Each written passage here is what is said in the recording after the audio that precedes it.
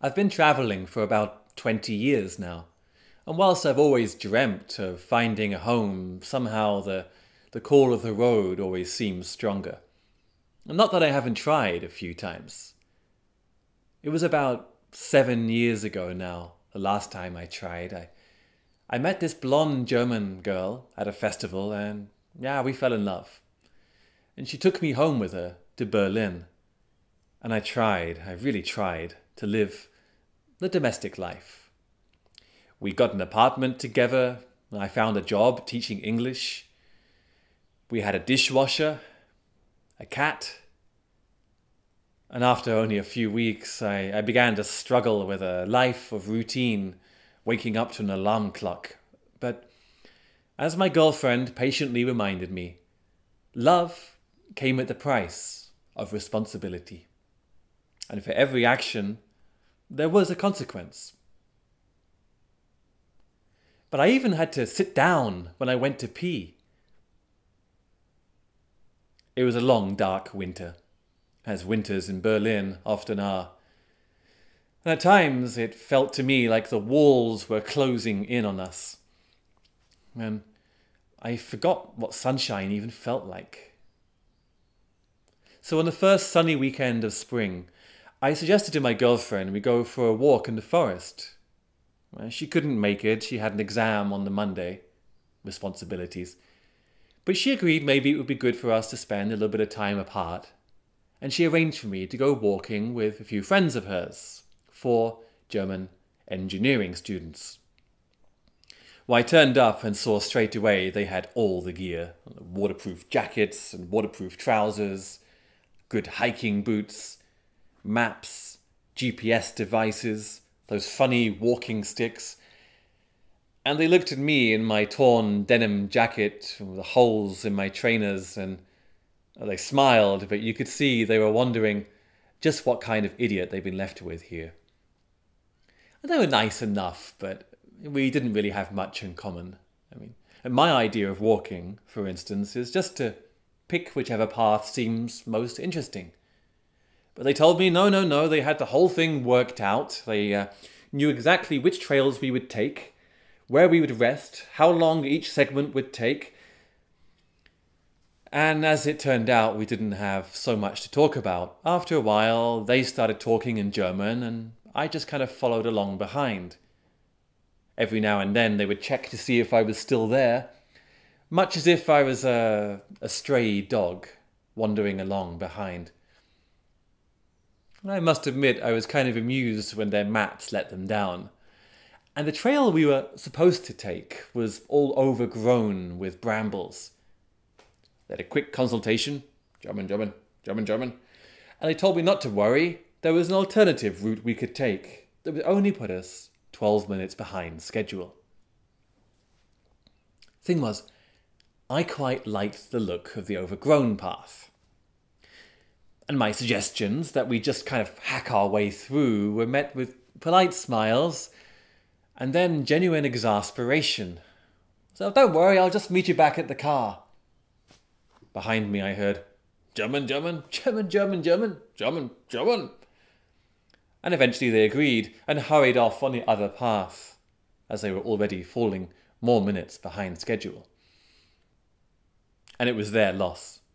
Because once you got past the difficult bit, I found myself in some of the most beautiful forest I'd ever seen. The trees were tall and noble, and the grass was springy and bouncy beneath my feet. And a stream ran along one side over a crystal bed. If you'll forgive me getting poetic, it sounded like liquid bells to my ears. And there was this flower hanging down over the path, this purple flower. And I breathed in all the promise of spring. And feeling a bit lightheaded now, the forest grew increasingly magical. There were songbirds announcing my arrival as I entered each new glade. And the trees now seemed like sentries granting me access to the place. And there were patches of stargrass, or so I called it, a plant or a flower that had fallen so much in love with the night sky, it had decided to resemble it. And beneath it all, I could hear thousands of voices of birds and insects all united in one grand orchestra, and that deep, essential pulse of the ancient forest. Blue eyes! I turned and saw something twinkling, disappearing behind the branches. Messy hair! And once again I turned just too late to see what it was, teasing me. You're going to be late! He doesn't know where he's going! And he'll surely get there!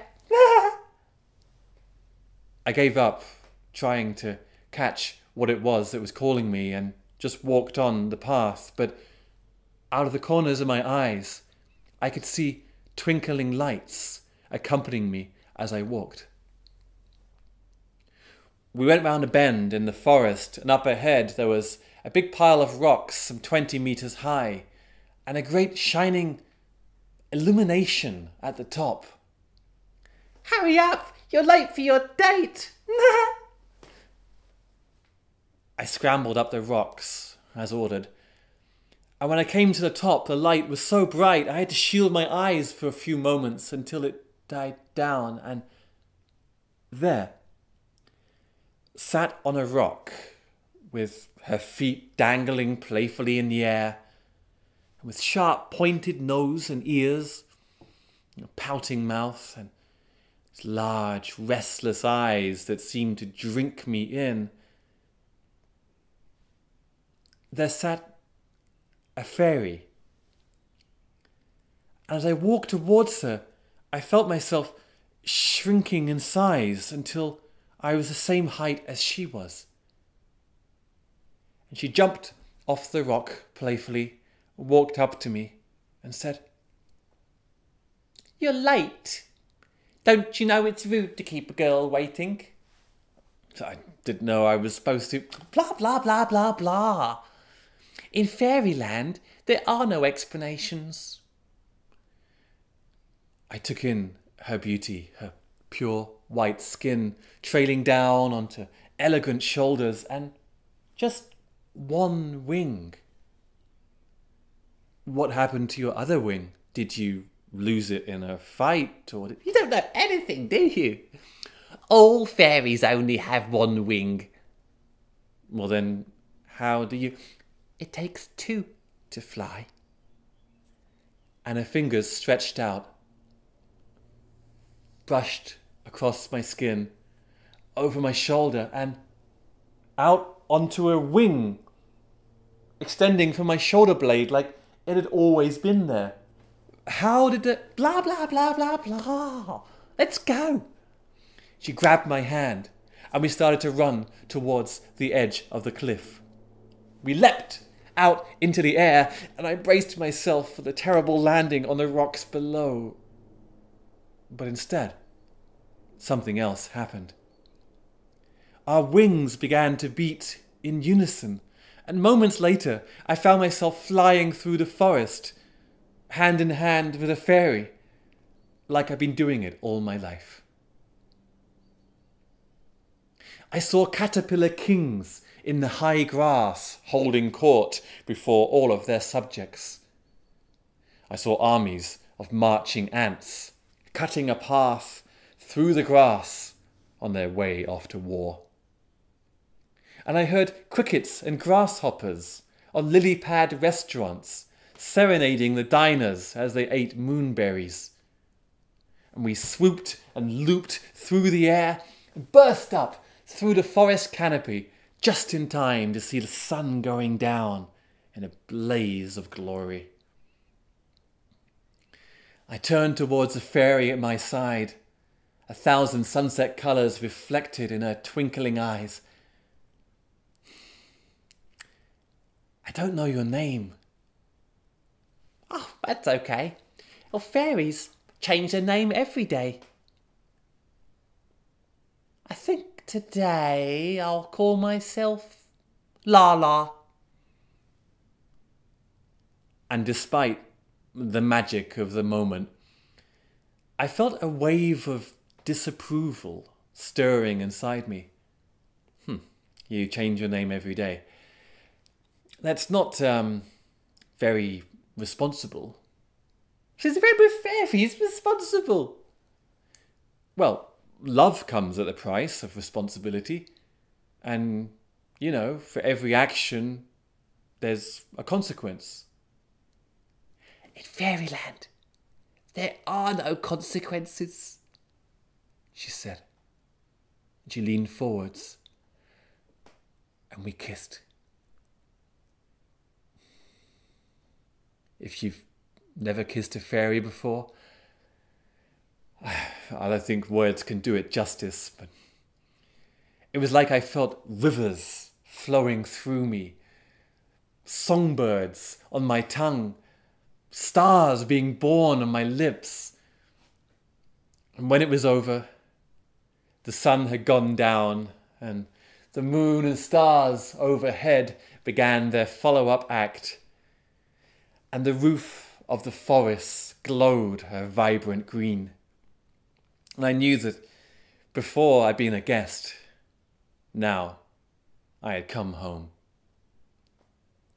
Taking Lala's hand, we dived down into the forest once more. We attended wise councils of witches. We danced around pine cone fires with the elves. We chased will-o'-the-wisps through the forest. And then we flew around the heads of dumb old giants who tried to hit us, but they were too slow. Hand in hand with Lala, I knew I had found my soulmate. One with who I could share every pleasure, every joy there was in this life. I felt lighter than ever. I said, you know, Lala, I think the reason we can fly is really just because we take ourselves so lightly. But Lala wasn't listening. I followed her eyes up to a branch in the forest where there was a male fairy busy tying the lace of his shoe. His eyes met Lala's, and in the same moment that she let go of my hand, he leapt from the branch, and their bodies met in the air. Their wings beat in unison, and they flew off through the forest. Lala! I cried as I fell down through the branches and into the stream, gashing my head hard against a rock. The current picked me up and turned me head over heels, and in a few moments I could snatch a breath of air. I saw up ahead were the rapids, white horses galloping on the spot, and I knew in a few moments I would be crushed beneath their hooves. But then this enormous hand came from the sky and picked me up and lifted me out of the stream. Moments later, I cleared my eyes to see this strange old man in a waistcoat and trousers and boots staring down at me. Yes, well, the cut on your head will heal in no time. It's the wounds on the inside that will take a bit longer. I sat up and looked around, but the forest didn't seem enchanted or magical anymore. More dark and gloomy. So, excuse me, who are you? Well, that's a good one. See, I change my name every day. What, you mean that you're... No. Let's just say I've had the pleasure of their company from time to time. Oh, it was, 20 years ago now I first met them. Oh, there's no way back for me after that. Wife, job, home.